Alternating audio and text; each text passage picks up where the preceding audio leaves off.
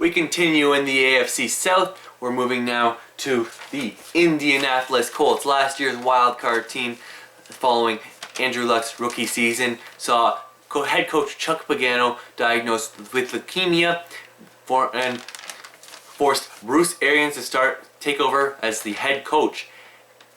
Season ended with a 11-5 record, but a early exit from the playoffs courtesy of the Baltimore Ravens.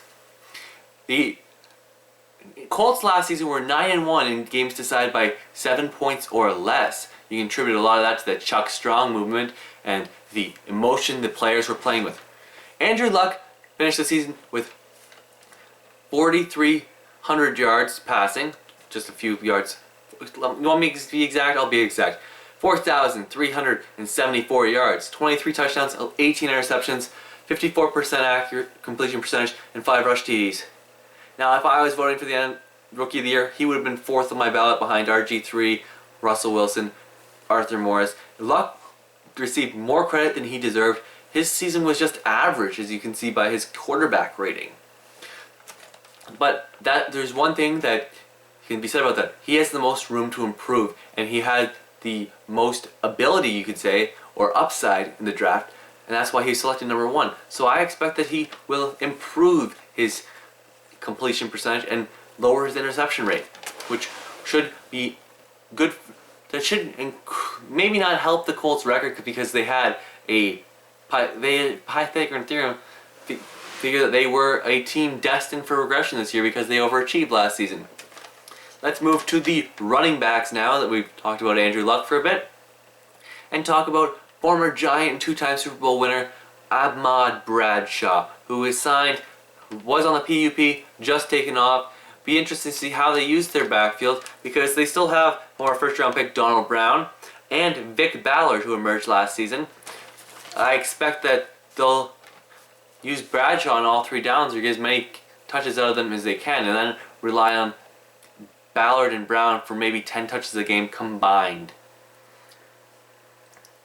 At wide receiver, it's old, reliable Reggie Wayne. It's amazing that he can still put up the numbers he does. He's sure-handed. He still can get a separation and make plays. One of the best draft picks the Colts made last year was T.Y. Hilton out of Florida International. I believe that's right. Sorry if I'm mixing up my Florida schools. Maybe he was a UCF Knight or a Florida Atlantic Eagle. If I made that mistake, I'm sorry, T.Y. Hilton and every graduate of that university. But signed to play outside was the speedy 4.35 40 of Darius Hayward-Bay. The Raider wide receiver was cut due to cap problems the Raiders have that Reggie McKenzie is dealing with because of Al Davis, his reckless spending in his last few years of life. The fourth receiver, Levon Brazil. He emerged late in the season, and it gives them solid depth at the position. At tight end, the team's expecting more out of Colby Fleener and Dwayne Allen. Dwayne Allen emerged as the top tight end receiver because he was able to stay healthy while Fleener dealt with some injury problems. But I expect Andrew Luck's roommate to overtake the former 4th-round pick Dwayne Allen as the number 1 target for the Colts tight ends.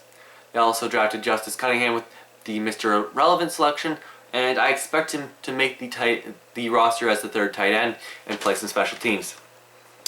Moving to the offensive line, left tackle Anthony Costanzo is shaky but has potential and is slowly improving.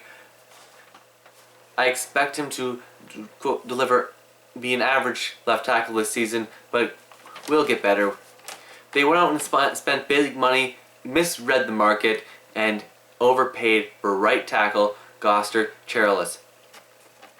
He's a good run blocker, not the greatest pass blocker. This is an overpaid, overdrafted line, it looks like, that's not playing to its potential. At center, Samson Satili, the former Raider and Dolphin, is good but not great. He's never going to make a Pro Bowl, but he's reliable and you can start him without worry of him making too many mistakes. Now here comes the interesting part, the offensive guards. Mike McGlynn, is back. He started last season. He's the weak. He's one of the interior guards are the weak spot on this line, as they also signed Patriots backup Donald Thomas to be their starter. And my line to all backups is you're backups for a reason, so you really have to question when a guy becomes a starter. Can he handle being in the limelight for every single offensive snap, or is he better as a guy who just comes in for 5 snaps when he's needed? Defense. They signed nose tackle Aruba Franklin. He offers absolutely no pass rushing, but can hold up and stuff the run. They also signed another former 49er, Ricky Jean-Francois. I like Francois, and this is one of the deals I'll defend. I think Francois can be a very good player on the Colts 3-4 as an end, and provide good 3-4 end who are able to rush the passer a little and stuff the run, teaming with Corey Redding. We move to the interior of the linebacking corps, and we're going to start on the inside with Pat Angerer, who 2 years ago led the NFL in tackles, but last season missed a large chunk of the season because of a foot injury. And then they also have former Saskatchewan Rough Rider Jarrell Freeman, who racked up big tackle numbers throughout last season, and Connor, who picked up big tackles. I expect that Freeman and Angerer will start, with Connor coming off the bench. We move to the pass rushers and the Colts 3-4. They drafted Bjorn Warner out of Florida State. I'm not sure if he's a 3-4 outside linebacker. I think he's a guy who performs better with the hand in his dirt and is just more natural as a defensive end.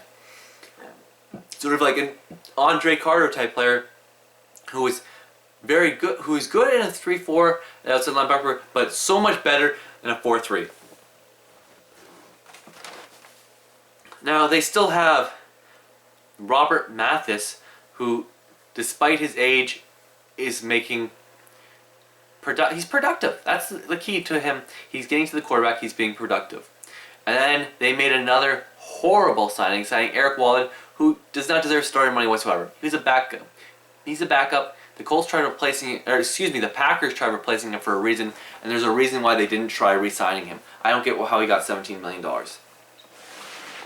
Move to corner, where last season they traded for Vontae Davis. That trade worked out fabulously. He is a good corner, and that's what they should expect from him, to be a guy who can be a number 1 corner.